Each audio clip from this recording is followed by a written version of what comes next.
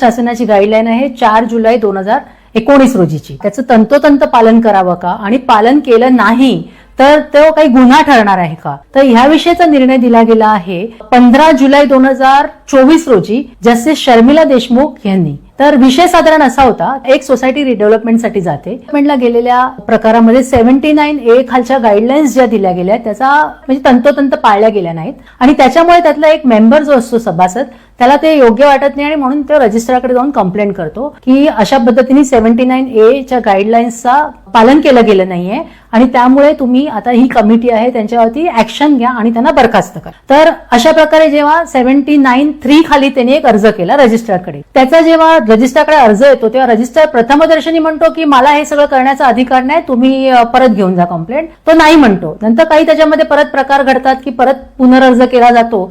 तेव्हा रजिस्ट्रार त्याच्यामध्ये निर्णय देतो आणि निर्णय असा करतो की 79A चं पालन न केलेल्या एका मॅनेजिंग कमिटी मेंबरला तो मेंबरशिप मधनच बरखास्त करून टाकतो. म्हणजे बघा, मॅनेजिंग कमिटीमधनं नाही तर त्याची मेंबरशिपच कॅन्सल करतो आणि ते प्रकरण शेवटी करता करता मुंबई उच्च न्यायालयात येतं. प्रकरणामध्ये जे पक्षकार आहेत त्यांचं नाव विलास विष्णू जाधव आणि state of Maharashtra and others अशी ती केस आहे. तर त्या निर्णयामध्ये जस्टिस शर्मिला देशमुख काय म्हणतात ते आपण बघूया थोडक्यात. त्यांचं असं म्हणणं आहे की 79A चा प्रोसिजर आहे तो मॅन्डेटरी नाही आहे, म्हणजे तो पाळलाच पाहिजे असं कुठेही बंधन नाही आहे आणि त्यामुळे जर त्याचं काही उल्लंघन झालं तर त्याच्यामुळे एखाद्या मॅनेजिंग कमिटीला बरखास्त करणं किंवा एखाद्या मॅनेजिंग कमिटीच्या मेंबरची मेंबरशिपच कॅन्सल करणं हे योग्य नाहीये.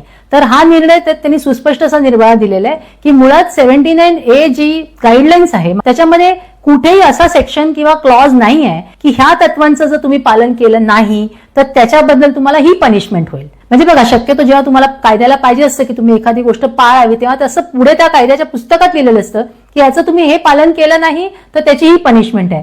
तर त्यांचं म्हणणं आहे की ह्या 79A मध्ये असं कुठे लिहिलं नाही की ह्यांचं पालन नाही केलं तर तुम्हाला ही पनिशमेंट भोगायला लागेल आणि म्हणूनच त्यांचं म्हणणं आहे की असं कुठेही बंधन नसल्यामुळे आणि आधी पण ह्या आधी जे आपले हायकोर्टाचे विविध निर्णय झालेले आहेत ज्याच्याबद्दल आपण आधी व्हिडिओ बनवलेला आहे तर त्या व्हिडिओमध्ये आपण स्पष्ट ते निर्णय अगदी सविस्तर सांगितलेले आहेत. तर त्यांचा पण त्यांनी निर्वाळा घेतला आणि त्यांनी परत एकदा रिइटरेट केलं की अशा प्रकारे जर 79A चा तंतोतंत पालन झालं नसेल तर तो काही गुन्हा नाहीये, ती मार्गदर्शक तत्व आहे आणि ते मॅन्डेटरी नाही आहे. तर त्यामुळे तुम्ही विचार करा, परंतु माझं तर तुम्ही वैयक्तिक मत या विषयात विचाराल. माझं असं सांगणं आहे की 79A ची जी तत्व आहे जरी ती गाईडलाईन्स असली जरी ती मार्गदर्शक तत्व असली वेळोवेळी ज्या तक्रारी होतात त्या लक्षात घेऊन शासनाने एक गाईडलाईन्स दिली आहे की तुमच्या रिडेव्हलपमेंटच्या मार्गावरचा प्रवास सुखकर व्हावा म्हणून शक्य झाल्यास तुम्ही त्या तत्वांचं पालन करावं.